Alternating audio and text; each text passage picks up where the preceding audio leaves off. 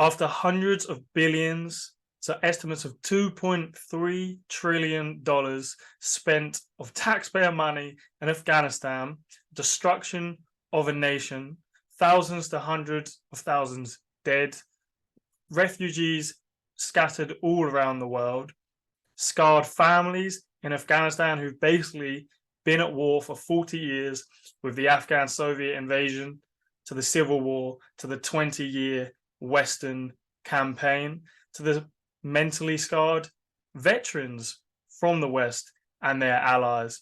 And this is what Douglas Lute had to say. He was the war czar in 2007, appointed by George W. Bush to overlook the Iraq and Afghanistan war. He also continued under the Obama administration and even became the NATO ambassador for the US in 2013 to 2017. And he had this to say to Cigar in an interview in 2015 about just how dire the situation was in Afghanistan, the lack of campaign plan, and the lack of idea what they was doing in there. This is a quote.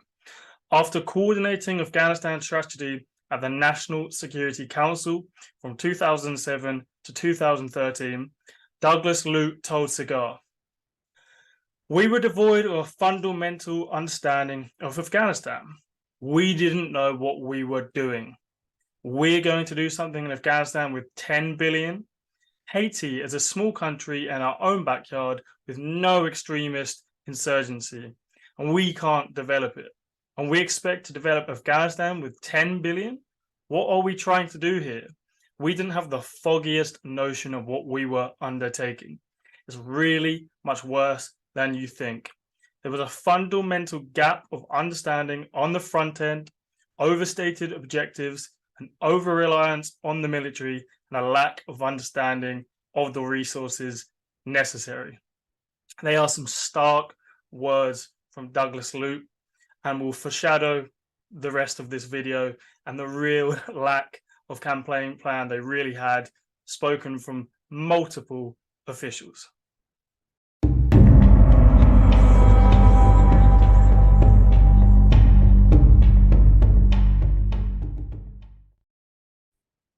Welcome to the Truth Over Comfort show.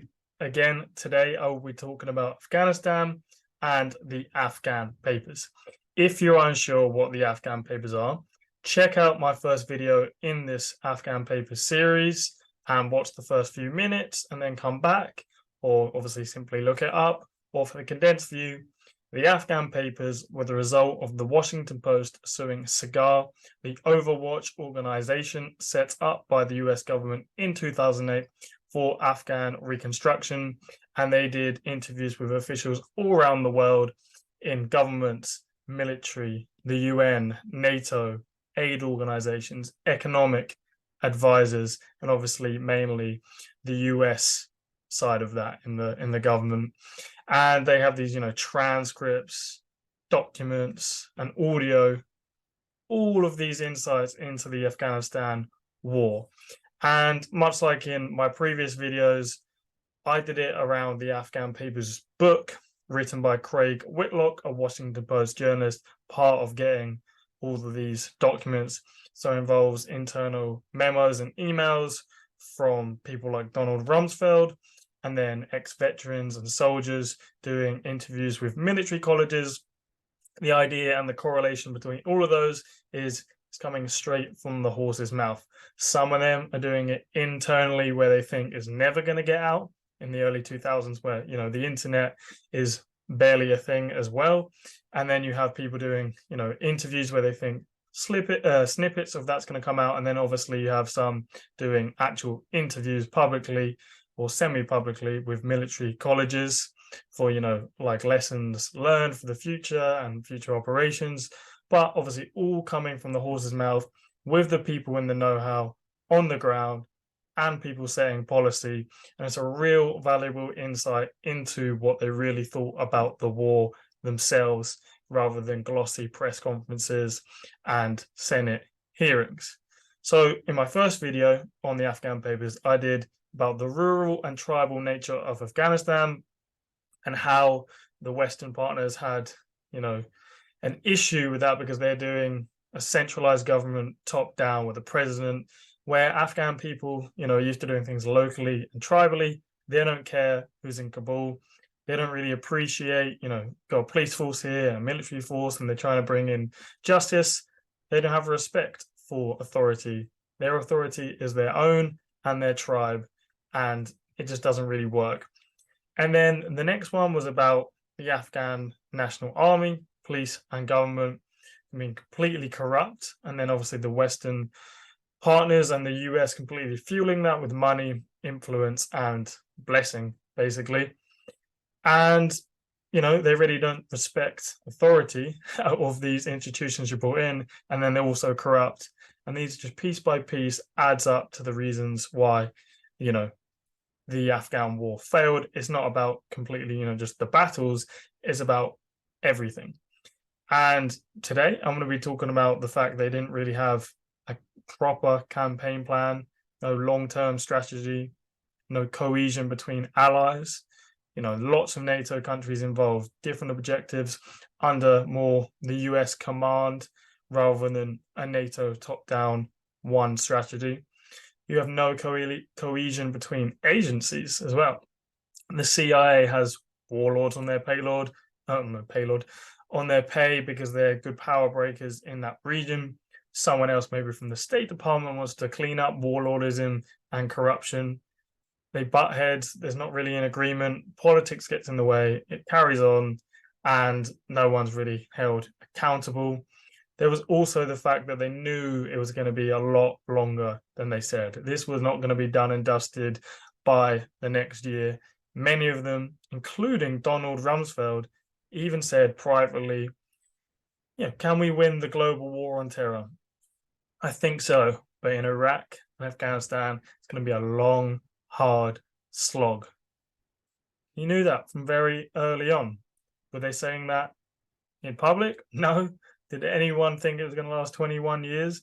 No. Some of them did. Some of them said it's going to take decades. One of them said it's going to take 40 years because they knew as well it was a massive task building up Afghanistan, but the Taliban could wait them out. They was afraid of the waiting out strategy. There was even one Taliban member who says, you may have all the watches, but we have all the time. Also referring to the fact that most Afghans, or many, don't even have watches or much of a sense of time. So there's a lot to unpack there. I'm just going to provide a few examples and insights. As I said, they won't all be directly from the interviews in the Afghan Papers. It's all coming from the horse's mouth, though. And the first one we will start with is Donald Rumsfeld, Don Rumsfeld, as one of them actually calls them in one of these cigar interviews, was interesting because I'd never heard it before, obviously referring to a sort of mafia boss, the Don, Don Rumsfeld. I'm sure it had a bit of that, but it was more just a play of words on his name. But I'm sure some of it rang true. So this is an email in March 28th, 2002 to Larry DeRita. And this is interesting because it's in March. The Afghan war kicks off in around October 2001, bit towards the end of that month. So you're about, 5 months in, pushing on to 6 maybe. And he's already saying this. Please see me about having a weekly meeting on Afghanistan. I am getting concerned that it is drifting. Do you ever hear Donald Rumsfeld, old Donny boy, on TV saying, yeah, the Afghanistan war's drifting. I'm getting really concerned. It's only about 5 to 6 months in, but yeah, it's not looking great. Of course not. He's saying, nah, we're not going to end up in a quagmire. It's going great, all fine and dandy. We're just in daisy land right now. No, obviously not. Interesting. 1 month on. Oh, Donny boy again. Donald Rumsfeld, this time in April 17th, 2002. So literally about 3 weeks later. He sends an email to Doug Feith, Paul Wolfowitz, General Dick Myers, General Pete Pace, and obviously I'm sure you recognize Paul Wolfowitz's name there. Obviously a neocon member of the Project for a New American Century, PNAC, building America's defenses, hungry and horny for the invasion of Iraq and Saddam Hussein's removal, famously sending that letter to Bill Clinton. So a pre-George Bush agenda this was. So what does he say? There's three important things in here to take. I may be impatient. In fact, I know I'm impatient. But the fact that Iran and Russia have plans for Afghanistan and we don't concerns me. I'm getting an answer that the deputies are working on it. Well, I can't believe that it takes that many months to figure it out. If this were the DoD could do alone, we could get it done. But apparently it is not. Something that requires an interagency process. Once it goes into interagency process, it sinks out of sight. What do you propose we do? How do we get control of the levers so that we can influence what's going on? How do we decide what ought to happen and then get all the military, diplomatic, humanitarian threats coming through the needle head? And then he finishes off with, we're never going to get the US military out of Afghanistan unless we take care to see that there's something going on that will provide the stability that are necessary for us to leave. So three interesting things. One, obviously, he sent this to mainly Department of Defense and only Department of Defense people, actually, and military. And he says he's not happy, obviously, about the fact that Iran, the US's enemy at the time, and Russia, ex-enemy at that time, early Putin years, decent relationship with the West, Tony Blair and the rest in the West. But that's irrelevant. It's the two countries aren't involved in the war anyway. They're not occupying them and they're not fighting a war, but they have plans for Afghanistan, according to Donald Rumsfeld. But the US doesn't, and that concerns him. And this is in April 2002, well into the war. As in, it's only 6 months, so it's not in the big picture, but 6 months into a war and you're having these conversations, it's quite far in to have that. And then the next bit says, if it was just the DoD, they could get it done. But because there's loads of different agencies, there's really a lack of cohesion between them. They will have different ideas. Some want to do nation building. The military obviously just want to sort of fight the war. And then, others have different ideas about how to do that. So he says once it goes into agency, it sinks out of sight. So again, reiterating lack of plan and lack of plan between agencies to sort of centralize it as they're trying to centralize the government in Afghanistan. And then the final part about how the US military is never going to get out of Afghanistan unless, they can provide stability, which is a great foreshadowing email for the fact, yes, it took 21 years. They still didn't provide enough stability with their corrupt Afghan army and useless Afghan army, as they do discuss in the interviews, corruption aside, that they was pretty useless and, through the years that, sometimes just even hitting near the target was good for them and they were a joke. But anyway, not for today's discussion. Let me just make myself a little bit smaller. Okay. So again, I'm just going to go up. This is actually one of the Afghan Papers interviews with Seagal. This is Dan McNeil, retired US Army General, Commander of US Forces in Afghanistan 2002 to 2003, and Commander of NATO Forces 2007-2008. So 2 periods, insights into the US command and NATO. Very insightful. So let me just take you down to the right quote. This is what he says. Actually, bear with me 1 second, went past it. In 2007, there was no NATO plan, no NATO campaign plan. A lot of verbiage and talk, but no plan. And I'm just going to continue with a bit that's kind of relevant to this. Again, 2002. There was no campaign plan in the early days in 2002. And then I'm going to the bottom here. Little changed in terms of top-down guidance. The instructions were kill terrorists and build the Afghan National Army. Also, don't fracture the alliance, NATO, and the Afghan partners, the Northern Alliance, etc. And that was it. There was no NATO campaign plan. There was a lot of verbiage. So this is interesting. Again, 2002, 2007, US command, NATO command. Again, heavy hitter here, not someone on the fringe of it. He's in the mud. And he's obviously saying here, there was no campaign plan. What's the strategy? What's the long-term plan? What's the plan for NATO? It was just get in, kill some terrorists. Doesn't say here, but kill the Taliban, build up the Afghan National Army. That's it. That was basically their plan. Again, they can win the battles. They have the military might to kill the terrorists, kill the Taliban. But what's the long-term strategy to make sure, end the network, stop the Taliban regrouping, coming, going over the Pakistan border? It's just tactical stuff rather than long-term ideas.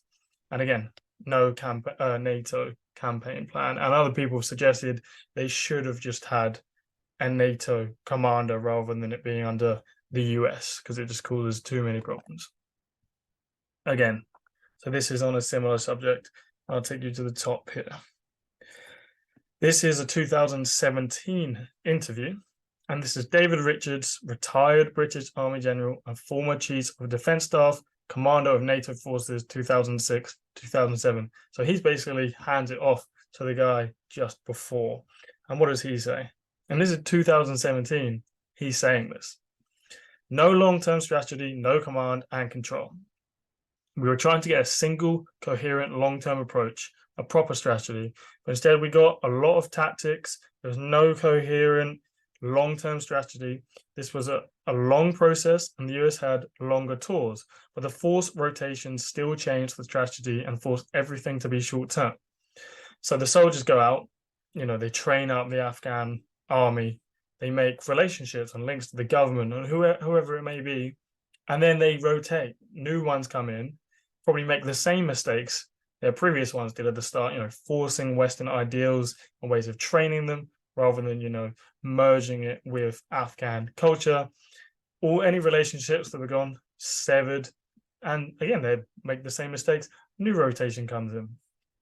Every nation had different priorities. NATO's should have been in charge. If you want a long-term coherent strategy, it has to come from the commander, from shape, but shape was regularly ignored. So again, he's saying NATO should have been in command because there's so many countries. Well, a lot of them are just NATO ones involved. Obviously, there's other ones like Australia, but instead, it's just all too separate and it didn't work. And the US obviously tried to take the lead. So this one's interesting. This is a military. So this is Lieutenant General Barno. He's doing an interview with Military College. And this is 582-page, the official army one. It's called Enduring Voices, and it's a collection of all these different interviews that have done at like Kansas Military College and Fort, whatever it may be. And, they've just added a collection, and it's for, future operations. How can we learn from it? And which is interesting because, we can read it. So this is his question. There must have been different challenges in dealing with Al-Qaeda, the Taliban, the warlords. Could you elaborate on what the different challenges were? This is Lieutenant General Barno now. We decided very early on this wasn't simply a counter-terrorist environment. This was really a classic counterinsurgency campaign. We begin to build the structured support to execute a classic counterinsurgency campaign. We had no US military doctrine whatever at that point in time to which to guide us. So they're lacking a campaign plan. They don't have a doctrine at the time to, help guide these people who are trying to work out what to do. In fact, as I was searching about in my own memory for things I knew about counterinsurgency, I actually took to Afghanistan 3 West Point textbooks that I had as a cadet, dated 1974, Department of History, Counter-Revolutionary Warfare. And they were up on my bookshelf in the embassy in Kabul because we really had nothing in the way of doctrine. Think about that. They had no military doctrine of how they are going to, carry out this war, especially a counterinsurgency one. None of us really had much of any training on the counterinsurgency business, so we're kind of scraping on how to think about this. I had, fortunately, a number of British officers there during my time, including my J5 staff officer for plans, who had quite a bit of counterinsurgency experience of their own. Between us, we were able to think through what were some of the basic premises that we needed to put in place to execute a counterinsurgency campaign in Afghanistan. No long-term strategy. He's literally pulling out textbooks from 1974, which, could be very useful, but like the fact he's having to go all the way back then, and as soon as the Afghan war didn't start, they should all be handing out, leaflets, booklets. Okay, while you're not, training, read this. You need to understand, the psychology of it, the tactics, rather than, yeah, we're going to do some training and like it's any old war and just wing it. Because, they're not up against an army. It's not the Gulf War. They're not against, Saddam Hussein's forces. They're in a country with no, army. They're fighting against locals of the Taliban, and then insurgents who are people joining the insurgency against them. So locals rising up basically against occupiers. So it's a different type of warfare because they don't have uniforms, all this different stuff. So it actually probably takes a lot of, how do you fight that? And that was the reason they wanted to try and win the hearts and minds of the people, because they are the people they're fighting. They're joining the insurgents. They're not fighting a horrible army they want out. So I found that interesting. So this is again just sort of touching on, they kind of knew it was going to be a very long, long time they were going to be there. So this is one person talking about just how long they're going to be there. They have their own culture. We should be prepared to take the long-term commitment. The day I left, a journalist was talking to my British commander and me. He wondered how long a commitment might be necessary. We answered almost simultaneously. The colonel said, 40 years. And I said, check with my grandson. We thought it would take that long before anyone could judge whether our intervention in Afghanistan would have any impact. I just couldn't find that was pretty funny. Check with my grandson.